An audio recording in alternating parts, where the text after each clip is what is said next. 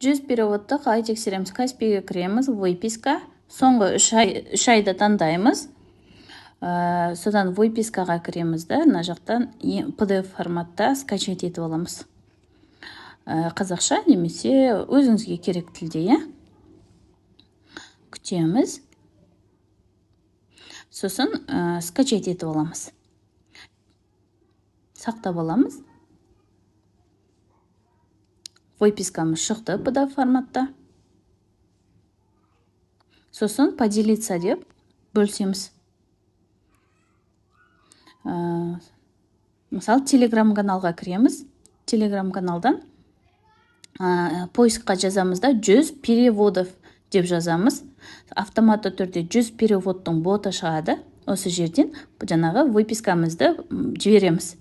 Мінеки, январ айында 17 перевод болыпты, ноябрь айында 19, декабрь айында 29 адамнан перевод болыпты.